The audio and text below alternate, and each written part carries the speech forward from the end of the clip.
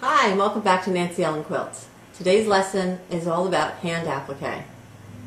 What is hand applique? It's the process of taking one piece of fabric and attaching it to another using your thread, just using your stitches, not using any other extraneous methods, no gluing and no sewing machines, no freezer paper.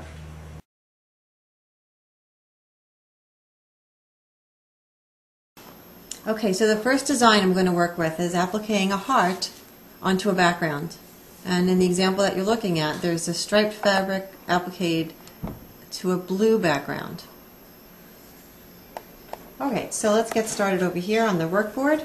Using my sandpaper board, I have a 6-inch background.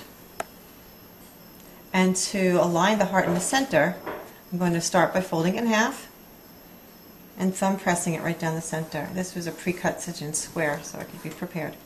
So I finger press down the center. Take your pre-cut heart, which was made out of your template plastic.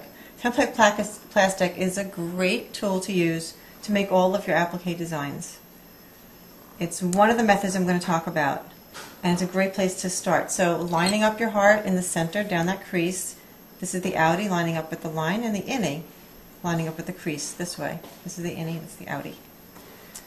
Using a General's chalk pencil, so it's non-permanent. Remember, always use non-permanent markers on the top of all your fabrics because you want them to disappear. I'm going to draw a guideline all around the fabric, all around the template, and I'm going to use that later for my applique guideline.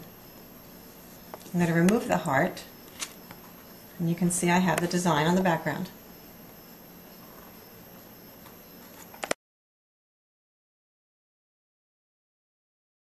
Alright, next part is we're going to make the applique. The heart. Remember in this example, the heart was created from a striped fabric.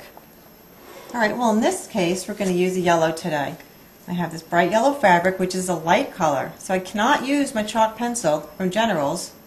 I have to use a blue water erasable marker so I know that these lines will disappear. Holding it in place, and trace the outside again of that heart. Using my water erasable pen.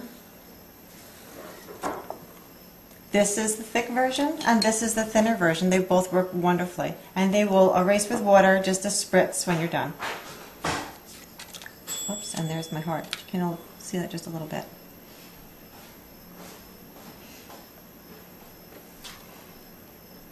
Okay, now I'm going to cut this out. This is going to be attached to the background. I'm going to cut away from that line about 1/4 of an inch, 1/8 of an inch away. It does not have to be exact. That line is your guideline for applique. You want to cut away from that, so you use that.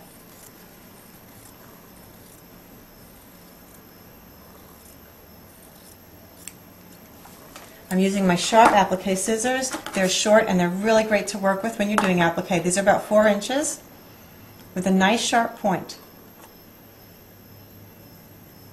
And so here is the applique piece that we're going to attach to the green background. Bring in my green background again, and this is how they're going to get attached. Here are my little applique pins. I also have them in a Jenna Kimball version. They're short in length. They're about 3/4 of an inch. I'm going to use these little pins and align them with my background guideline. So I'll start by putting a pin in the bottom, and I'm going to make sure it lines up with the chalk pencil guideline on my background fabric. I'm just going to move it up a little bit so it lines up, and I'm going to pin that. I'll use another little pin, and I'm going to line it up into the innie, and I'm going to make sure that lines up with the innie of my guideline. Now you have a lot of flexibility here where your applique heart is going to be, because it doesn't matter if it's a little bit off, but when you do something a little bit more complicated, a little more complex, you're going to want everything to be just so. If you can look at these applique flowers,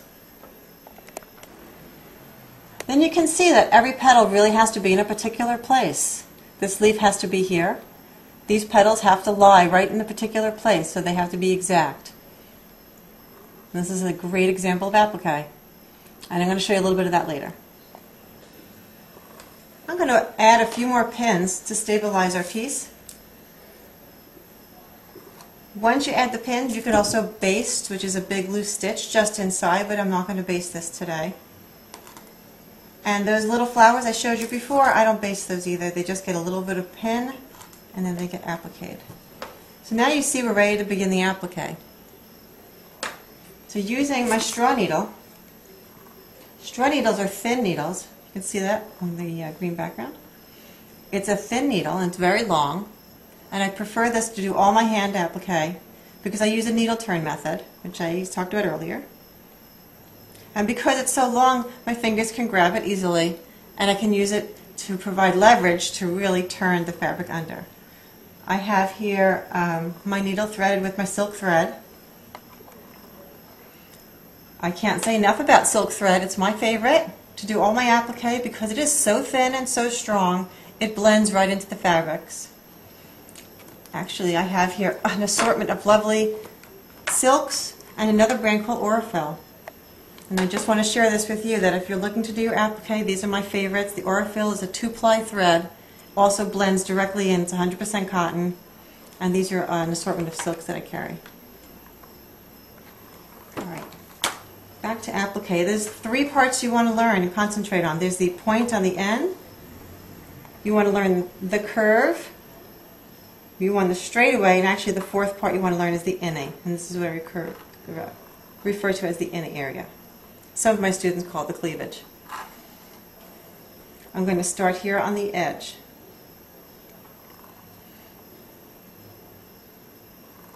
All right.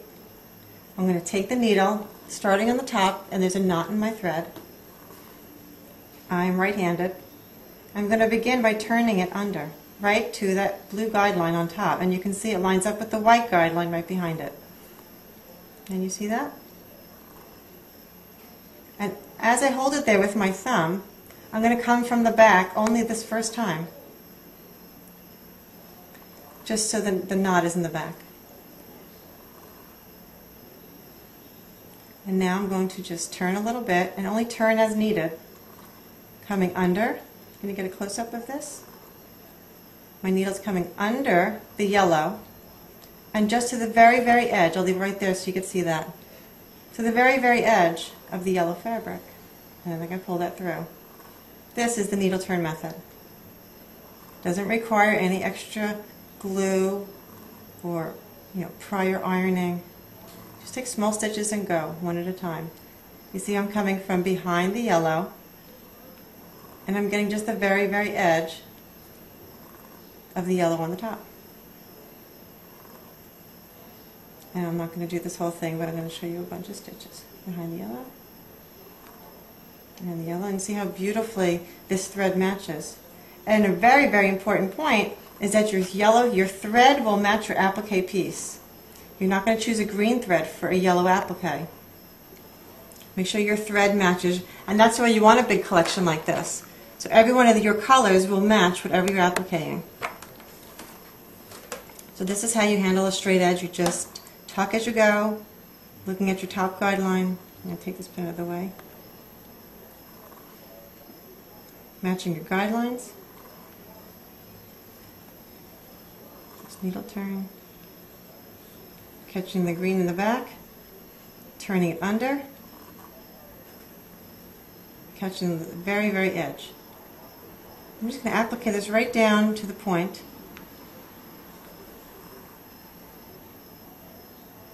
Yeah, once you practice, you'll get into a groove and be able to go a little bit faster. Now we have to figure out how to handle that point at the end. And you see what I just did is I straightened it out so that line follows all the way down to the point. And I'm going to continue appliquing right to that very end.